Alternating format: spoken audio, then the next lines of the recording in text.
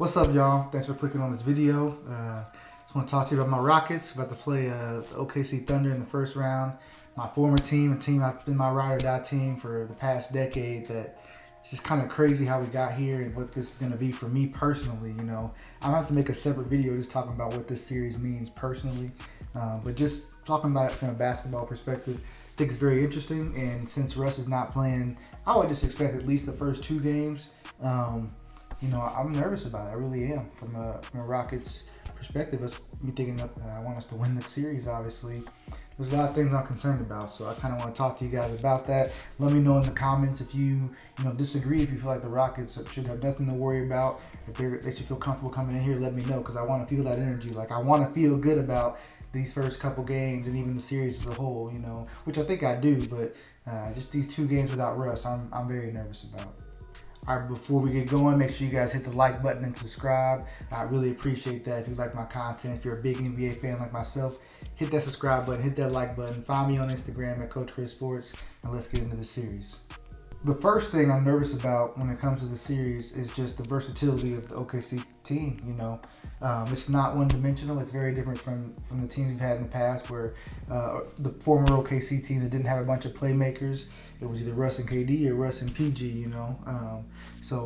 This team is much different. They can attack you from a bunch of different areas in the court with different just players up and down the roster. I think that their entire starting five or their closing five are players that bring things to the game. We're talking about Dennis Schroeder, Chris Paul, Shea, Gallinari, who we'll talk about even later, but Steven Adams as well. Those are five players that bring things to the game that can do things in their own right. So I think that when you talk about a team like that, when the first two games we're not going to have Russell Westbrook, when the Rockets are going to look like a team that's one-dimensional, I'm nervous about that. I'm nervous about what these fourth quarters are going to be like. When you think about how the Rockets go about getting offense each and every possession late in games, with no Russ in there compared to what the Thunder are going to be doing, how the Thunder have performed in the clutch. Again, just their versatility of playmakers. They're always a threat to make plays down the stretch. And Schroeder's been playing good defense. He's having a career year. Obviously, Shea has stepped up. CP3 has recoursed his career. It looked like he was kind of teetering down, but he just gave us another great CP3 season. So, and again, he's a player coming into this series. We also have to talk about, because anyone that knows Chris knows that his basketball IQ is just off the charts. And just knowing that he has so much intel on not only the Houston Rockets but James Harden specifically. That Russ is not playing. I think he's going to know how need to attack or wear James down, so that in these fourth quarters, the Thunder are the team that's fresher. Their guys are attackers from everywhere. As to what's the Rockets offense going to look like in the fourth quarter, with just James Harden, who's going to be able to step up and be a consistent fourth quarter option. Now, obviously, guys hitting the shots, Harden's going to create open shots for guys. That's going to be a constant throughout the game, but who's going to help out when those shots just aren't open? Someone needs to make a play. It's playoff basketball, so that's what I'm kind of nervous about. We'll see. Again, these first two games specifically, so I really do think the Rockets are, as long as Russ comes back healthy after two games, are going to win the series. But these first two, I don't know. I'm just nervous about. Don't want. And then again, if you go down, if it's a 1-1 split, anything can happen. So it's just got me a little nervous right now. All right, so you guys kind of see why I'm a little scared of OKC right now. There's a little more things I want to say, but I want to talk about from the Rockets' perspective, things that they can do, and why even in these two games they can be all right and find themselves in good position in some respects.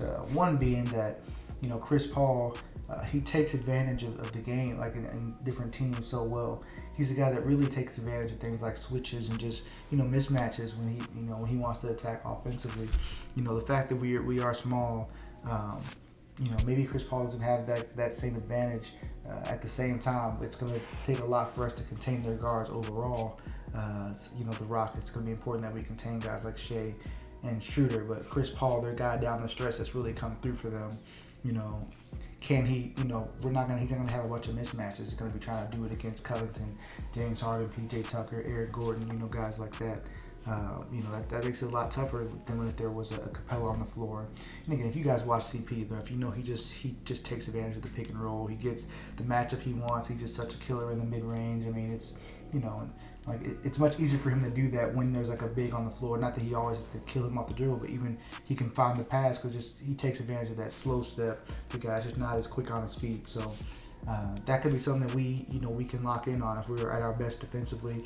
If we can take out their best option down the stretch of games, throughout the course of the game, obviously they have a bunch of playmakers and guys that can make plays even down the stretch. But Chris is their guy in the clutch that they try to go to.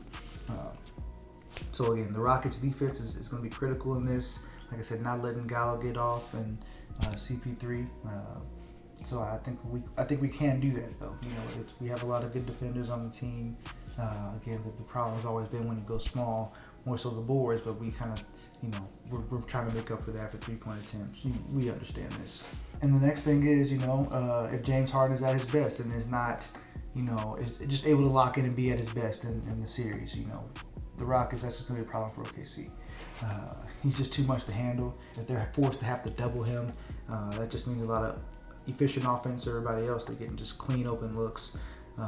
Just thinking about Billy Donovan in previous series, he's not a guy that really likes to double. He never doubled Dame or Mitchell or anyone in the past. It's always been about, he's done things like switches, and he'll switch things up, try to get certain matchups, of course, but he's not a guy that really wants to double, even James Harden in the past. So we'll see what they do. If James Harden's able to show that, like, hey, you're gonna have to double me, or I'm gonna kill, like I'm gonna drop 20 points in 5 or 6 minutes, and you're gonna have to double.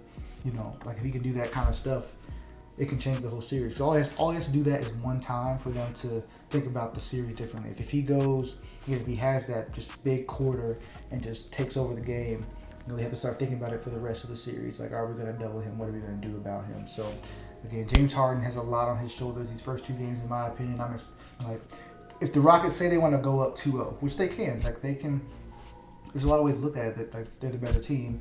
And obviously, without Russ, it's different, but if they want to go up 2-0, James Harden has to be at his very best, like what I just talked about, unstoppable to where they have to double him, and the defense would have to be good enough to slow down their players. That we have to prove that we can slow down their perimeter guards and Gallinari. So if we can do that in combination, we can go up 2-0.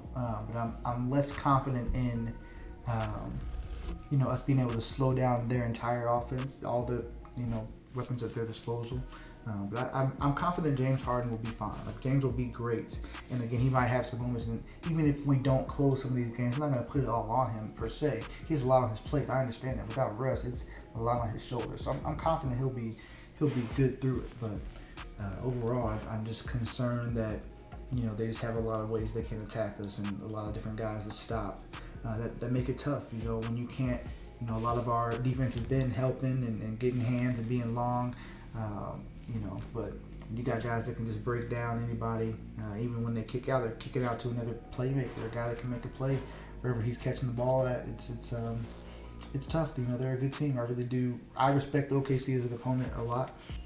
It's just crazy that we're getting this series, man. Like, after the trade of CP3, I'm sure Rockets weren't even thinking this was a possibility, and now the Rockets playing the Thunder in the first round. Like, for Westbrook, it's just crazy. Like, the Thunder are just right back where they just steady. They've always been here, even since they traded Durant. Like, they're always just in the 4 or 5 seed, playing in the series that can go either way. And now it's just, this one just brings everything full circle. It's like, what is going to be, how is history going to be remembered? In terms of like so many decisions that have been made in OKC history. Huge series. I think more so for OKC than Houston, but definitely huge for Houston too, in terms of Daryl Morey going out saying, see, hey, CP3 wasn't the one, or hey, we're going small ball, we're doing something different, and them kind of knowing that this is probably Mike D'Antoni's last year, friction in the front office, between the owner and GM. Obviously, Harden, Russ, they got, 2-3 years left, so like what's going on there? So, in their primes at least. So, let me know what you guys think. Again, let me know things I might be missing, or just things I didn't talk about. I'll be talking about the entire series, so there are more things I want to talk about with OKC. things I want to talk about that the Rockets can do, and I can expect players like Eric Gordon, who I think have an opportunity to really step up and be great in the series if he's at his best, you know. So we'll be talking about these things as we go on. We got a whole series ahead of us. So again, let me know in the comments. Appreciate you guys watching. Leave a like, subscribe if you're new. Thanks for watching.